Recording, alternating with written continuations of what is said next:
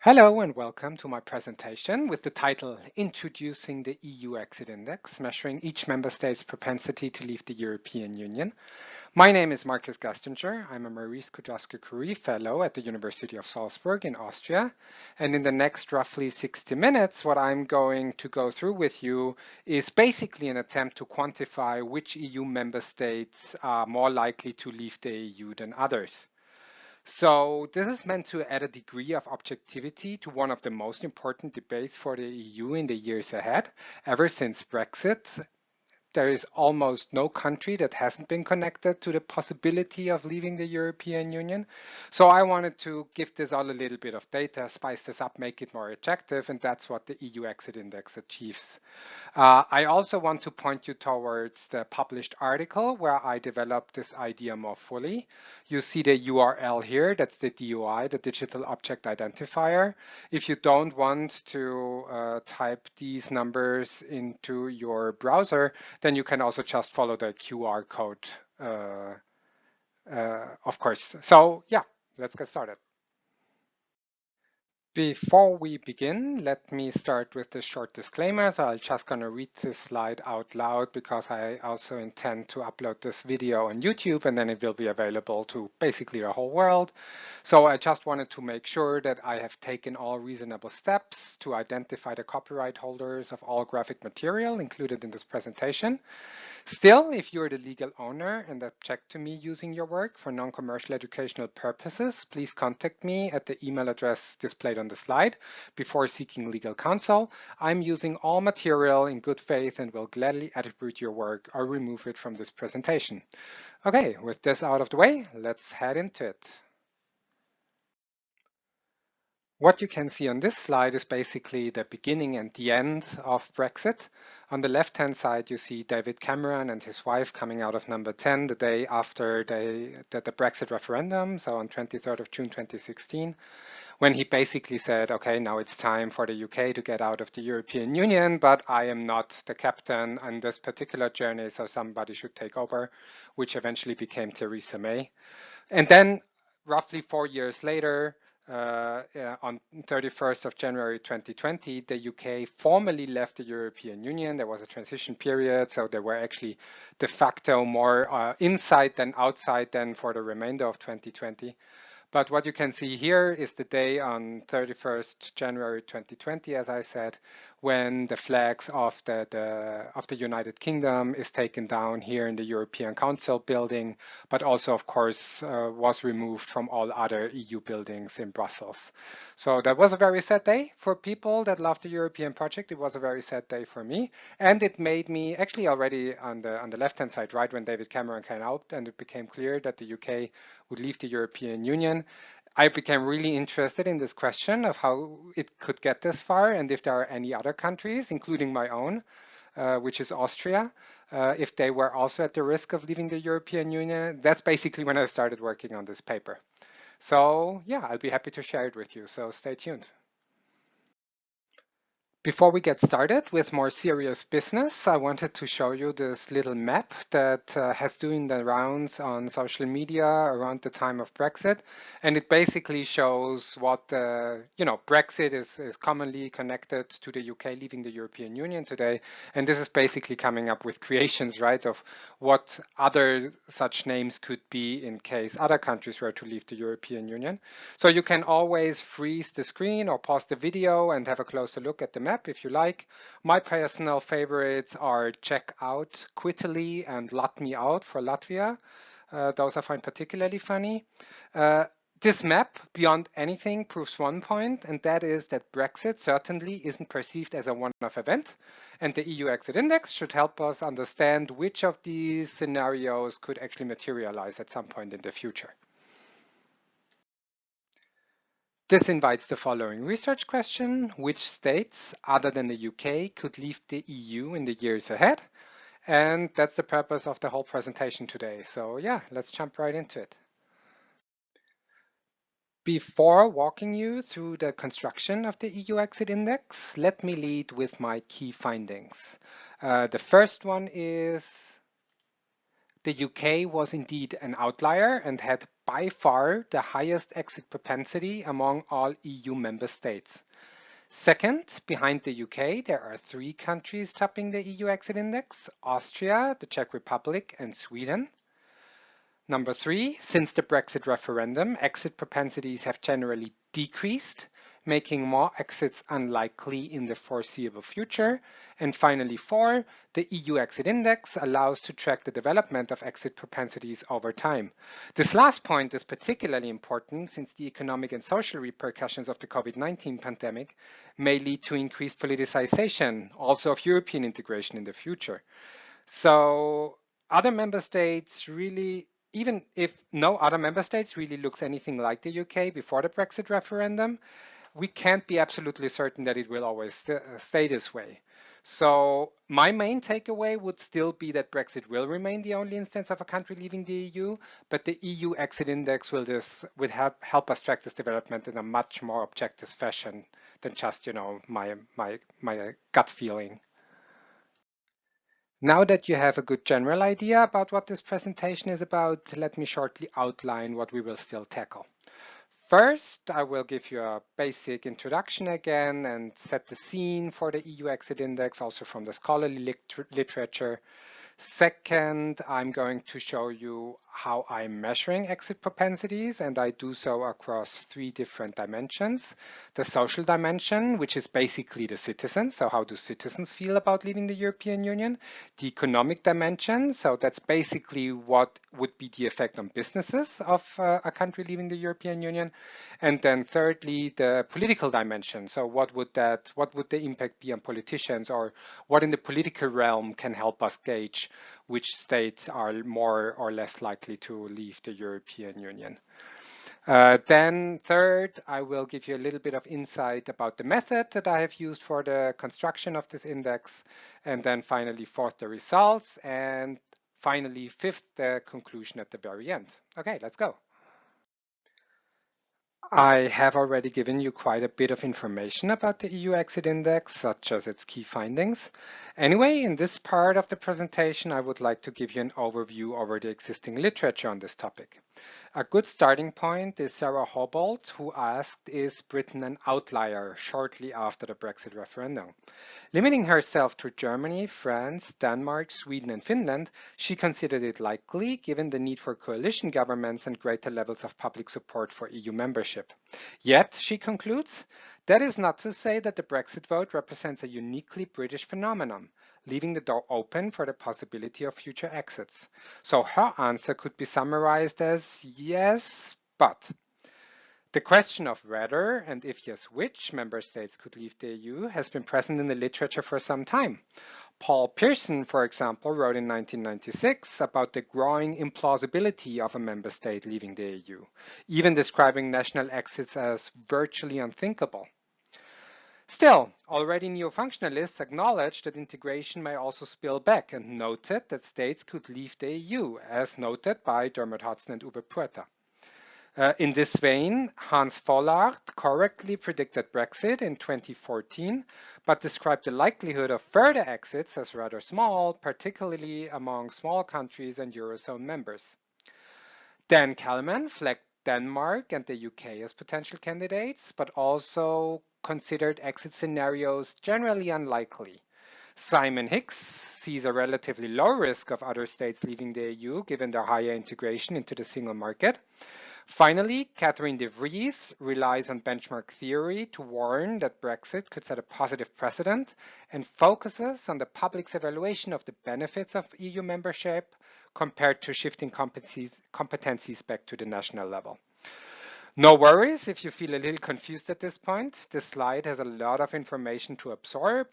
Anyway, the key messages that I would like you to take away is that there is some concern in the literature about the threat of future exits, but it often only focuses on one dimension to explain this threat.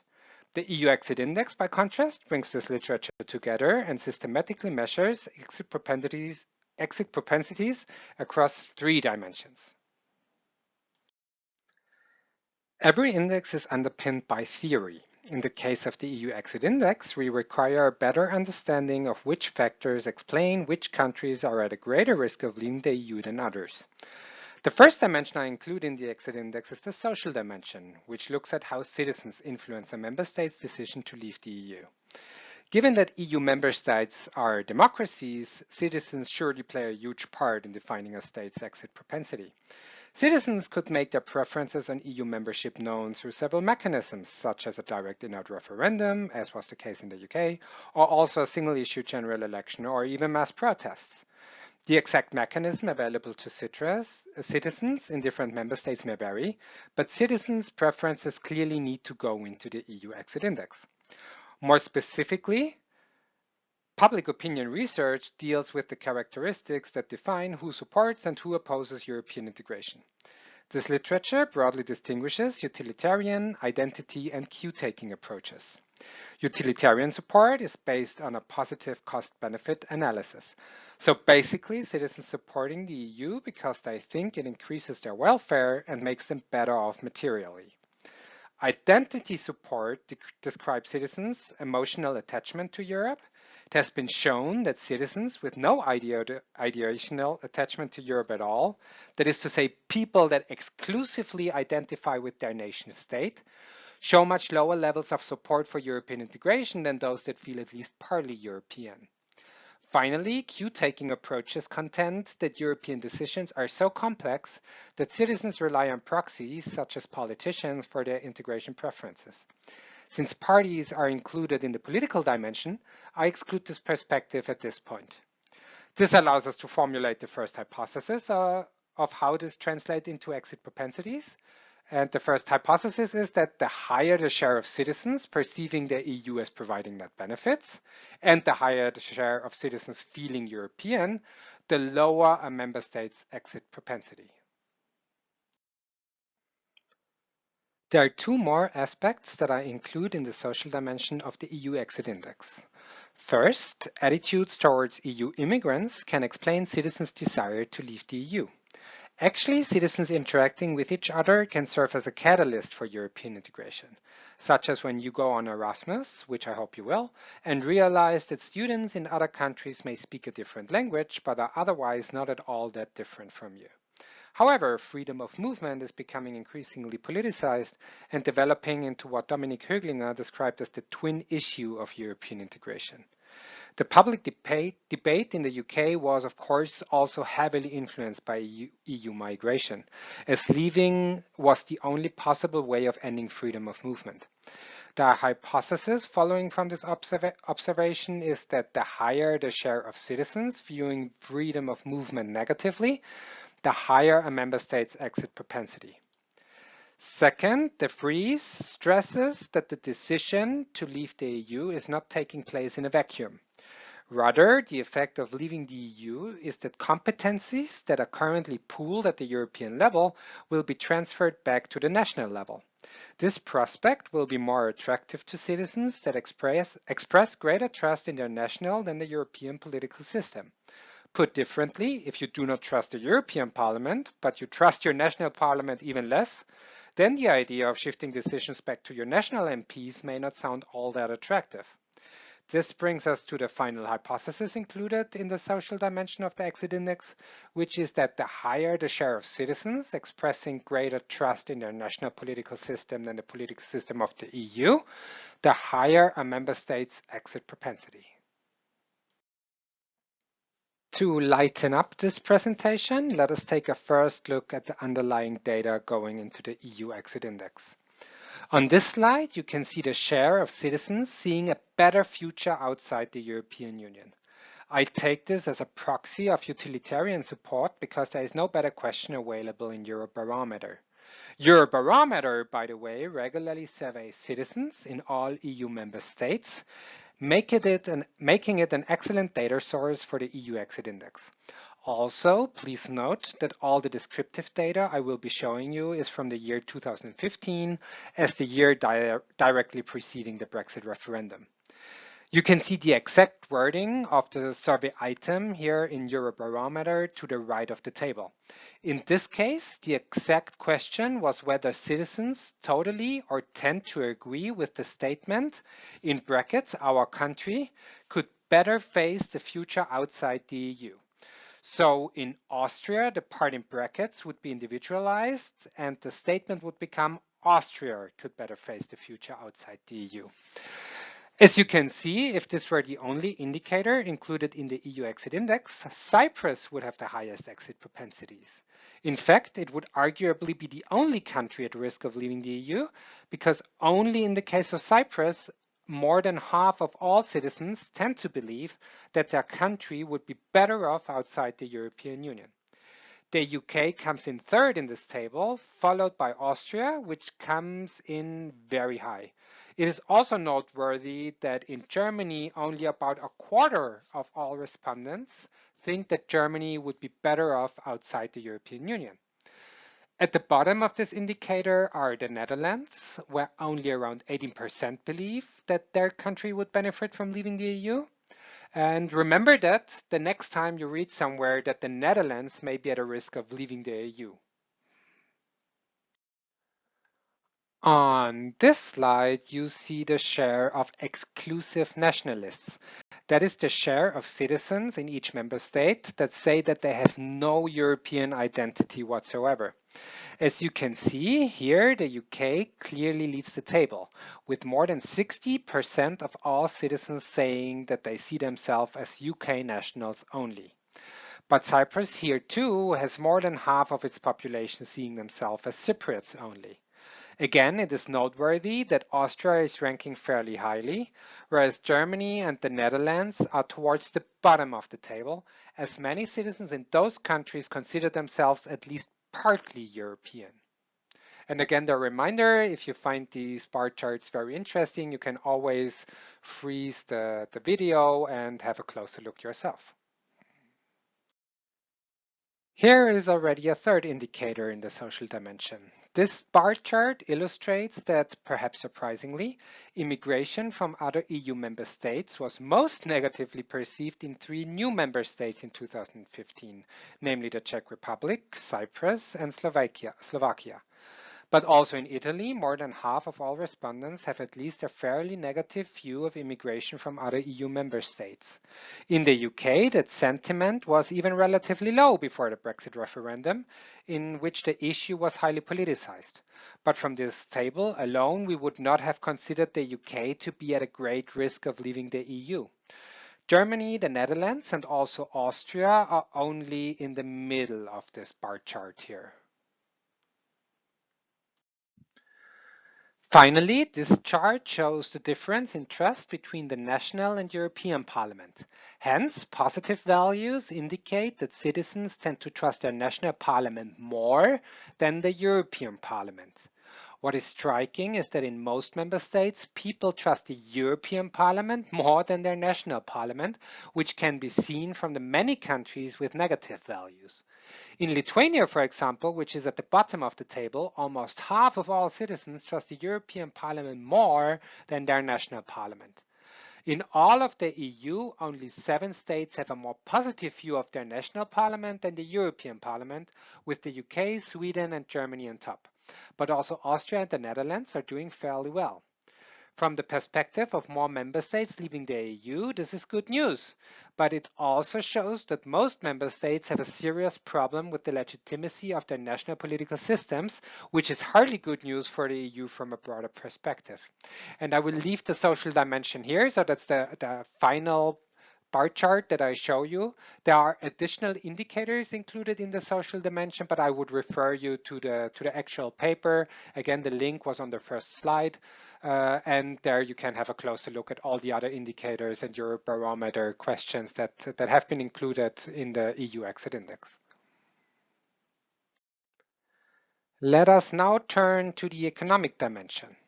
Here, I theorize that economic adjustment costs flowing from abandoning the Eurozone act as a deterrent to leaving the European Union. The euro has at times become politicized, particularly in the aftermath of the financial crisis. The euro may thus also be argued to reinforce disintegrative tendencies in the social dimension in some countries. Moreover, EU member states differ in terms of their capabilities to leave the eurozone and have varying outlooks on its short-term effects. Still, all Eurozone countries need to print and exchange the new currency, redenominate contracts, adapt price checks, and so on. So this would leave a profound impact on countries, which leads to the following hypothesis. Member states that have adopted the euro have a lower exit propensity. Second, I focus on exporters' interests. And also importers, so businesses' interests.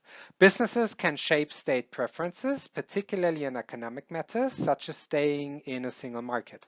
Governments, in turn, usually keenly defend economic interests in international negotiations.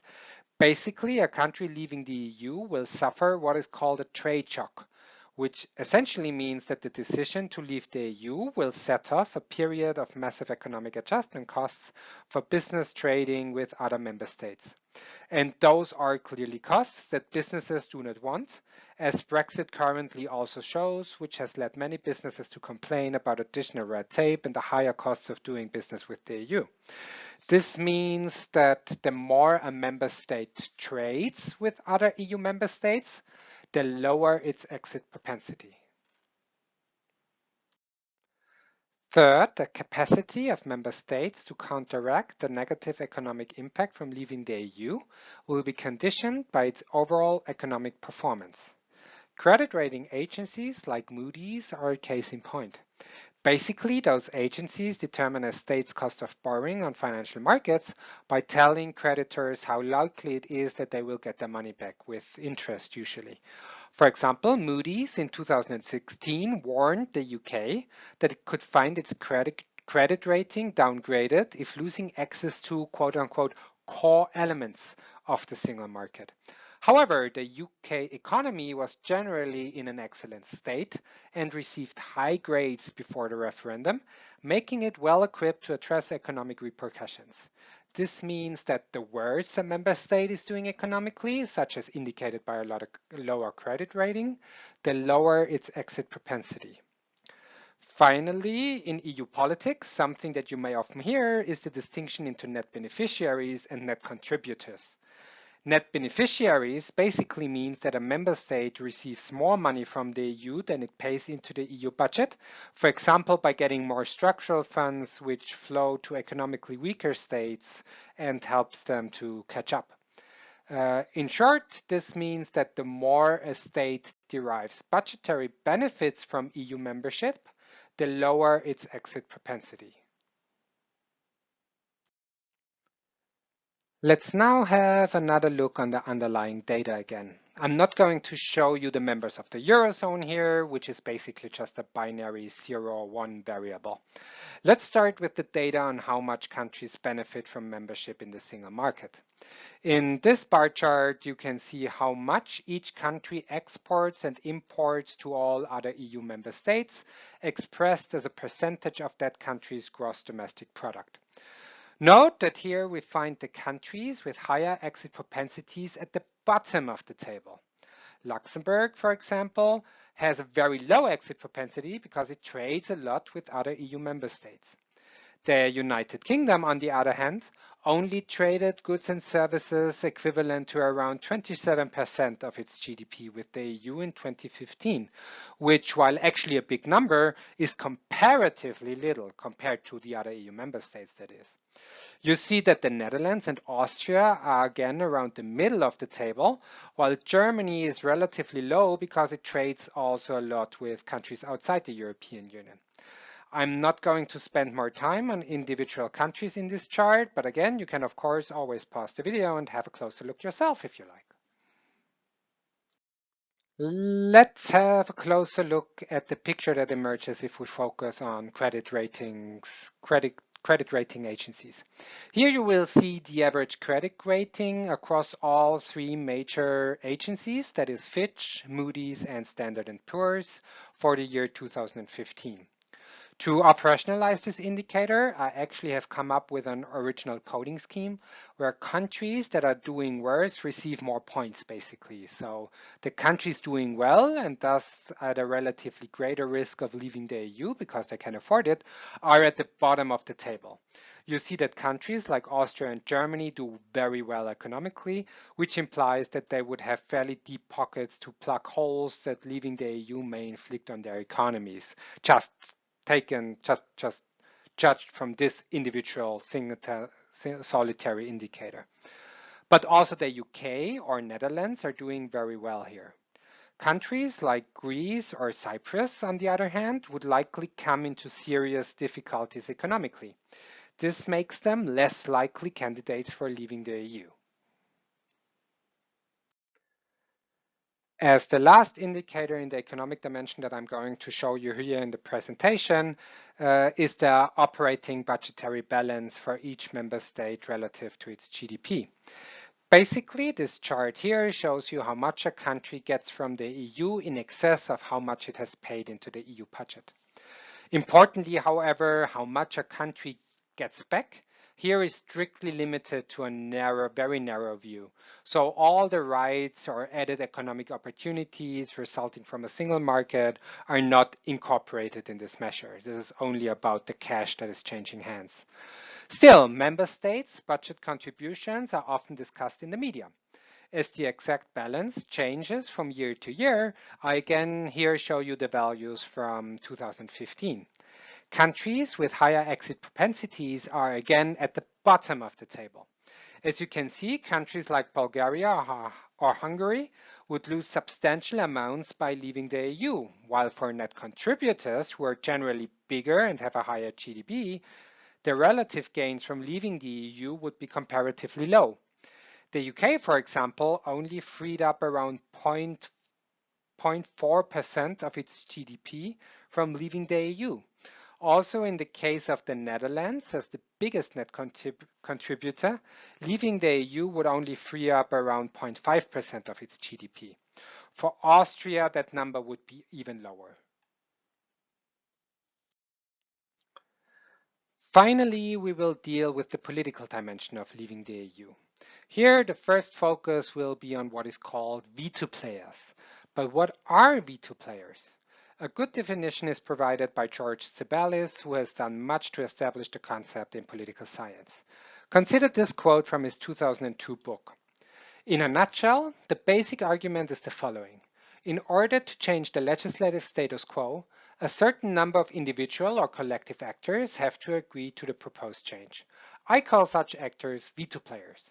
Veto players are specified by the Constitution, the President, the House, and the Senate in the United States, or by the political system, the different parties that are members of a government coalition. In the case of Brexit, the legislative status quo that Zeballis is talking about here would be EU membership. Leaving the EU not only requires a referendum, but also legislative action. And depending on how laws are made and the composition in the parliament, passing these laws is easier in some countries than others. For example, Prime Minister Theresa May initially was eager to trigger Article 50, which is at the beginning of the process leaving the EU. She was trying to trigger that article without the British Parliament or the House of Commons more specifically. This was successfully challenged in the courts. Moreover, a majority in the House of Lords, which is the second parliamentary chamber in the UK political system, may have been opposed to Brexit, but it did not have the necessary powers to block it. In Austria or Germany, for example, the Bundesrat, as the second legislative chamber, may be formally able to stop the process of leaving the EU, but how that would work politically, if that were really to come into fruition, is something that we would have to wait and see. These considerations, however, lead to the next hypothesis, include forming part of the EU exit index, which is that the more veto players a member state has, the lower its exit propensity. The second indicator in the political dimension zooms into the national parliament in each state. The strength of Eurosceptic parties evidently increases a member state's exit propensity. While the strength of Eurosceptic parties is tied to the social dimension in the sense that a Eurosceptic electorate will tend to vote for Eurosceptic parties, voters are also partly guided in their voting decisions by factors unrelated to Europe. Therefore, also representatives in parliament can have different preferences on European integration than voters, and it makes sense to include this as a separate indicator. What ultimately defines exit propensities is the number of Eurosceptic members of parliament, or short MPs, in their national parliaments, where decisions paving the way for exiting the EU need to be taken. This results in the following hypothesis, which is the more Eurosceptic MPs a member state has, the higher its exit propensity. Finally, whether a member state is successful in shaping EU decisions through the Council or the European Parliament should have an impact on its exit propensities. Consider a country which is repeatedly outvoted during decision-making compared to a country which is closer to the median position in the EU, so more towards the center of where final decisions usually end up. So the often outvoted country surely has a higher prospect of benefits from leaving the EU than a country that more often gets what it wants and kind of is part of the European decision-making mainstream. Therefore, I hypothesize that the more a country is sidelined during EU decision-making, the greater its exit propensity. Let's have a look at the underlying data again. I rely on the political constraint index from Hennish 2002 to operationalize veto players. This index includes information on the number of independent branches of government having veto power over legislative decisions, preference alignment across them, and the fractionalization of parliaments. It would be a little bit beyond the scope of this presentation to go into any more detail, but you can always either have a look at my paper or also directly look at this comparative political data set. If you just Google it, it's very easy to find. And depending on how interested you are, you can get very deep into what this measure actually means at the end of the day. Anyway, again, countries with higher exit propensities are at the bottom of the table because they have fewer veto players, so to speak. As you can see in the bar chart, the UK put relatively little in the way of leaving the EU. Countries like Belgium or the Netherlands, on the other hand, would face very different circumstances, or faced very different circumstances in 2015 at least. Approximating the number of Eurosceptic MPs in each national parliament is a harder task. There is no existing dataset that I can simply take this data from. So I use what is called the Chapel Hill Expert Survey. Basically, these are surveys among political scientists that indicate how Eurosceptic parties in their state are and how much dissent or variation on European integration in that party is. I use this data to estimate the degree of Euroscepticism of each party and multiply it with the number of seats that this party holds in the national parliament, which I take from the Parliaments and Governments database, which is a completely separate second database that I use here. As a result, I find that Fidesz and Jobbik give Hungary a share of around 70% of her Eurosceptic MPs, which is truly a lot. Now that Fidesz has also formally left the European People's Party, which you may have heard because it wasn't that long ago, it is also clearer that it really is a fairly hard Eurosceptic party. But also Greece or the Netherlands rank fairly highly in this category, or at least they did in 2015. And Austria is more in the middle, while Germany is rather towards the bottom of the chart. Finally, the UK had around 30% of Eurosceptic MPs. That's practically all coming from the Conservative Party, the Tories. And that's also, as you can see, comparatively a fairly high number. Finally, here is a quick summary of the number of MEPs outvoted in final legislative votes in the year 2015. As you can see, the UK clearly leads the table, which also makes intuitive sense if you think about it. A lot of MEPs from the UK were from UKIP, and UKIP was a very hard Eurosceptic party that mostly voted against decisions in the European Parliament, ostentatively. And also the Tories, the Conservatives, had a great many MEPs, at least during certain parts of the European Parliament. And they left the European People's Party, I think, in 2009. And that also made them move towards the fringe of the political spectrum in the European Parliament. And then, of course, made them end up often on the losing side of votes. So that number wouldn't surprise me knowing this as in the background. Greece, France, and the Netherlands are also very high up in this measure, as are Austria and Sweden. By contrast, you see that Germany is rather in the middle of the table, and German MEPs are often ending up on the winning side of legislative votes. Luxembourg is basically always in the winning coalition in the European Parliament.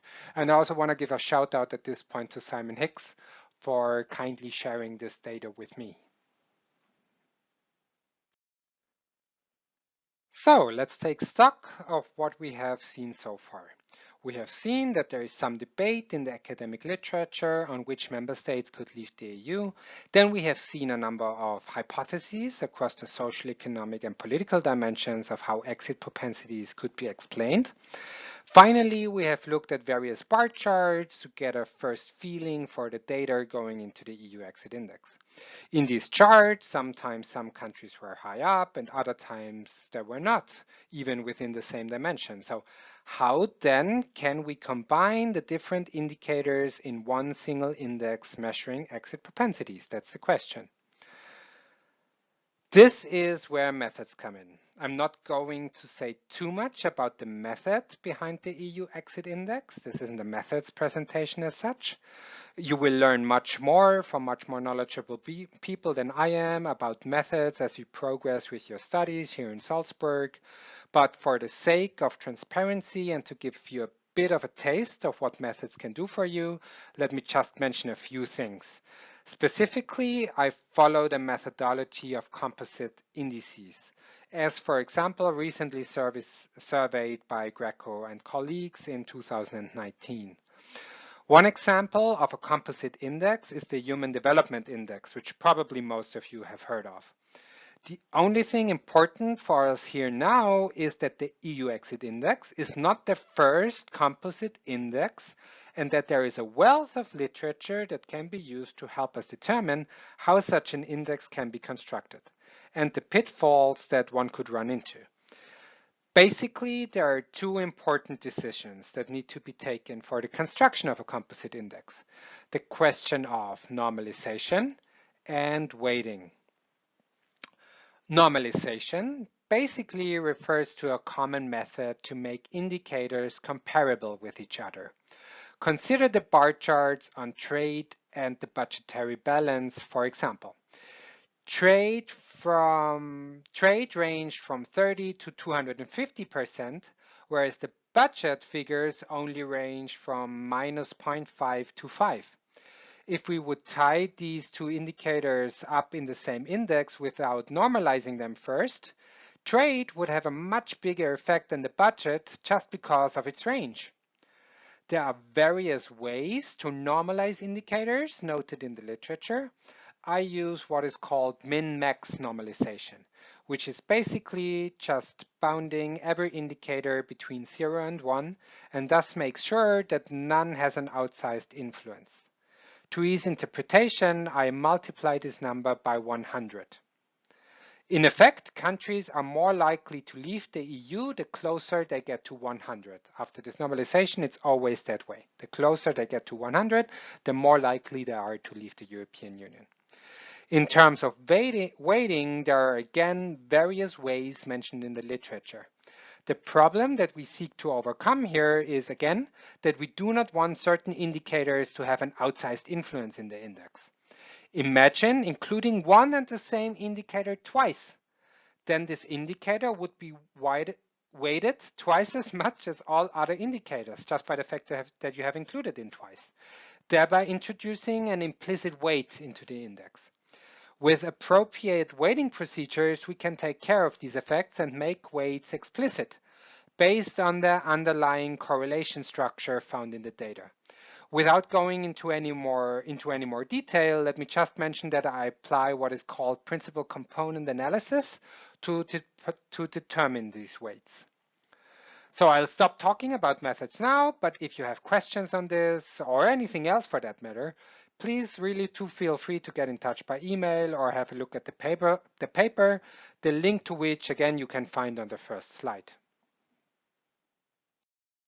And now finally, after all this, here it is, the EU exit index. For the values here that you can see are all for 2015, as also the data that I've shown you previously were from that year.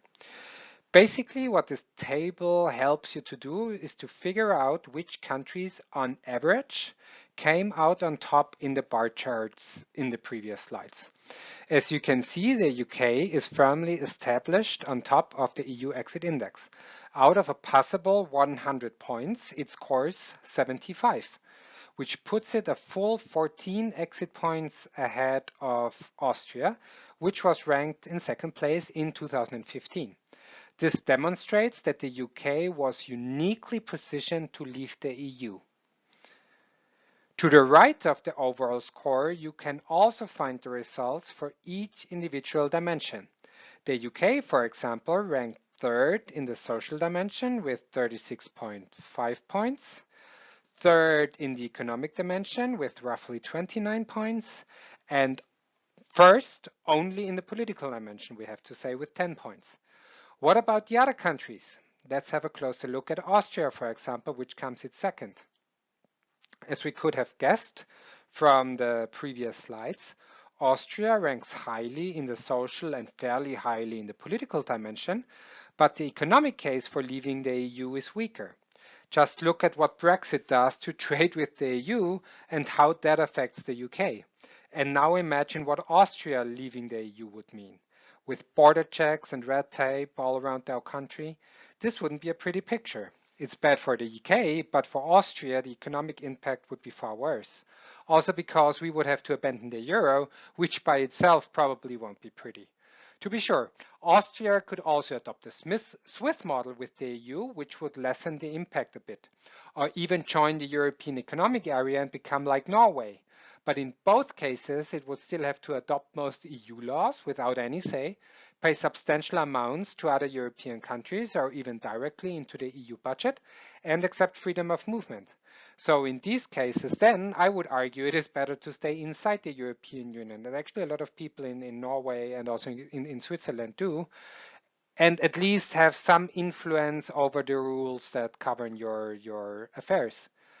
Then just trade it in for some kind of short-sighted political agenda where you then sell it as a big kind of step forward, leaving the EU. We are all, I don't know, a sovereign country now and can decide everything by ourselves, which we'll see how this kind of plays out in the UK over the long term. But even if it works for the UK, even in the mid to long term, my point here also is that that doesn't mean that it also would work the same way for other countries. Also because the United Kingdom was just already was such uniquely positioned within the European Union that the gap of leaving the European Union was much smaller for the UK than it would be for really any other country, including Austria. So maybe let's have a look at a few more countries here.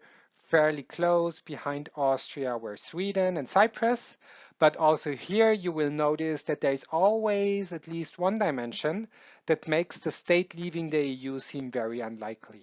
In the case of Sweden, that is the social dimension, so Swedes are actually fairly European friendly and Europhile. And in the case of Cyprus, it is more of an economic case, again, like in Austria, that speaks against leaving the European Union, even more so. So if we were really meeting in a physical room, then it would actually be nice also to get a little bit of your input, let you have a little bit of a look at the table to tell me maybe which results you find surprising. Unfortunately, that's not really an option here, but if you do want to write me, or we'll also meet later for a bit of Q&A, if I understand correctly, then that's certainly a question that I would invite you to bring with you when we meet, virtually at least, and then we can discuss this a little. So I would be happy to do that. Let's see what your questions then boil down to when we meet. What else can the EU exit index do for you? We can use it to monitor how exit propensities develop over time. In this figure, you will find how the EU exit index developed between 2014 and 2019. As you can see, the UK is the long dashed line at the top and is clearly set apart from all other EU member states, also just visually. The solid line is Cyprus, which we have seen on the previous slide had a very high value in 2015, which is consistent with the figure here. But by 2019, this value has dramatically decreased, making Cyprus today one of the least likely countries to leave the EU. In fact, the exit propensities of most countries have declined since 2015.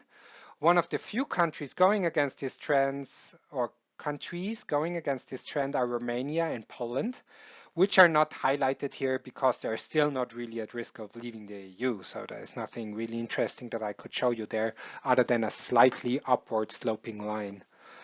The two other countries highlighted in this figure are the Czech Republic and Austria. Both countries score fairly highly, though Austria's score has decreased slightly, whereas Czechia has actually increased a little, or at least stayed steady. That's truer. All of this serves to show that exit propensities really can change, even dramatically, in a relatively short period of time. And well, what the EU exit index can help us is keep track of these changes. Also, as I mentioned in the introduction, going forward with the COVID pandemic, let's see how this all develops. But this EU exit index gives us a possibility to also, keep our eyes on kind of a country moving in a direction where we should maybe start to think about, okay, maybe how can we stop this trend? What can we do before we may up in a situation like Brexit again, where I'm not even sure, right? I mean, if they would have had, I firmly believe if they would have had a second referendum at some point before actually formally leaving the European Union, I'm quite sure that second referendum would have gone the other way and the UK would have stayed into the European Union. And the fact of how much Brexiteers and the UK government has kind of opposed this idea leads me to believe that they may have been under the same impression. Nigel Farage has also said basically the same thing at some point, that he actually put it differently, right? He said the UK may need a second referendum just to kill off the idea of it being successful the second time around. And I mean, we'll never know. It's all speculation. But what my point here in light of the EU exit index is that it can help us maybe, appreciate the possibility of a country being at risk of leaving the European Union earlier than after the first referendum that may have taken place in a country in the future. So that's a huge upside for me, the EU exit index, and that's why I'm fairly proud of myself of having kind of, contributed to this debate around the world. And I would really be happy if it would kind of be able to prevent future exits, if I may just, that it's not a secret that I'm a firm believer in the European idea and the European project. I'm not a Eurosceptic. I mean, I'm mildly, there are points that I object to in the European system that I think should be handled differently and where the EU can improve. But, by and large, the European project as such is definitely something that we should keep, I think, in Europe. And that's something that I also and I hope also you will kind of ask yourself the question, what is it that I can do to make sure that this is not getting out of hand and we are not making, a huge mistake by letting this project slip out of our hands. Okay, time to wrap it all up. Let's start from the top again. The research question at the beginning of this presentation was which states, other than the UK, could leave the EU in the years ahead? To answer this question, I have constructed a composite index termed the EU exit index, measuring exit propensities systematically across 3 dimensions. The index reveals that the UK was uniquely positioned to leave the EU And there are 3 countries that cluster behind the UK: Austria, Czechia, and Sweden. While further exits are very unlikely in the foreseeable future, given that most countries' exit propensities have decreased since the Brexit referendum, Brexit could be brushed off with the UK's unique history with continental Europe, right? I mean, people were surprised about the result of the referendum. Hardly anybody really believed that the UK would eventually decide to leave the European Union. But actually, after it happened, it wasn't like it was completely coming out of the blue. I mean, people long before the Brexit referendum always, I think, had this clear idea in their mind that if a country leaves the European Union, then it would be the UK, and that's what happened, unfortunately. So Brexit could be brushed off still with the UK's unique history with continental Europe, but any further exits leaving the European Union, so any more states leaving the EU, would deal a severe blow to the EU's self-understanding as a guarantor of unity across the European continent, I would argue. Still, the EU's collapse through successive exits is unlikely. Most states seem all but guaranteed to see their national interests better served by keeping the Union. In any case, periodic updates of the EU exit index can help us monitor the situation and will inform public and scholarly discourse on one of the most important issues facing the EU in the years ahead. So this is it. This is the end of my presentation. I think I finished a couple of minutes early. All the better. Maybe that leaves a little bit more time for Q&A and discussions. That's always good. So at this point, let me just quickly thank you for your attention. I hope that you found this presentation and the EU exit index interesting, and that you now feel like, okay, I now genuinely better understand the trade-offs and that how this could work, that other countries other than the UK leave the European Union, and that is really unlikely at this point, so nobody has to panic. That I don't know at least in the near future, and if you're an EU citizen, if you're coming from an EU member state, that your country may be at the risk of leaving the European Union, and that would have a huge impact. I mean, it would have, I know all of the rights and the privileges that I enjoy as an EU citizen across the EU. I mean, I've really taken extensive advantage of those rights and privileges, and I feel very fortunate to have been able to do that. So I know what I would lose if the majority of Austrian citizens would decide that they want to leave the European Union. For me, it would be a world crumbling down to a certain extent. So, but the good news is that's not what the EU exit index suggests. It doesn't seem like any other country is going to share the fate of the United Kingdom, so that's a good point. Also, as I've mentioned earlier, if you have any questions, you can always get in touch with me by email, or we talk later during the Q&A. And of course, I also very much invite you to have a look at the full paper. Here again, you can find the DOI that you can also just Google EU exit index. It will be one of the first hits that you find in Google, so that will make it very easy. Or you can also just use the QR code that you see displayed here on the slides, on the slide.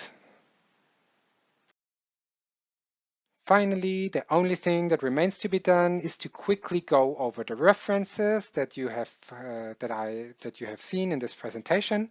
I will slide through these references quickly. If you're interested in a specific one, remember that you can always just freeze the video at any time and take all the time that you need to check out the references.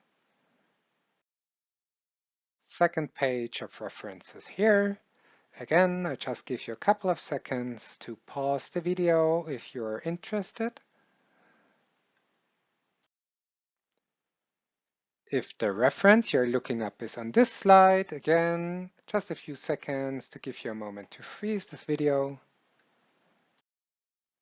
Okay, this is it, the final slide, final references. Thank you so much again for your attention and hope to see you soon. Bye.